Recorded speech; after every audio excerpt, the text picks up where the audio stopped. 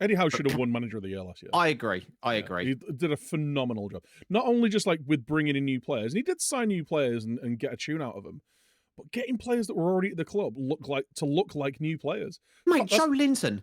Yeah. Joe, Fabian Schär though as well. Like he was a guy who I thought was kind of just like a pretty poor Premier League centre back. Yeah, brilliant last year next to Sven Botman.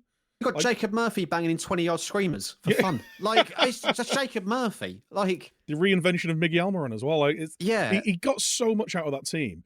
The one thing that I think might hold Newcastle up is these new time wasting rules and the added minutes, because it's highly publicised. The Newcastle wasted the most amount of time in the league last year, and it allowed them to play that high intensity game because like they take their time around set pieces, they take a lot of set pieces. You know, they waste time where they can to get their energy back and do that really high intensity, playing style, which got them so much success last year. And you throw in the Champions League, it's gonna be really tough for them. So yeah, I think they'll be fine. Like I think it'll be close. Get relegated or anything. But no. I think they'll struggle to keep that energy and because they didn't really have many injuries either. Like the key first team players. I think they might struggle to keep that energy and that level up for that many games for the entire season. Yeah, I think if you offered Newcastle top 7, they'd be with their first season in Champions League. I think they'd be okay with that. I'm pretty sure, and I don't think that squad's even like.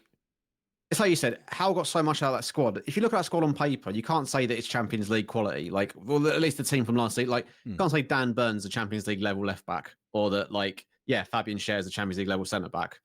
Like, he worked miracles, that team, and I think there's only playing with that level of intensity will only last for so long, and also teams will have figured Newcastle out and treat them with a little bit more respect than maybe they would have done last season. And I think teams will.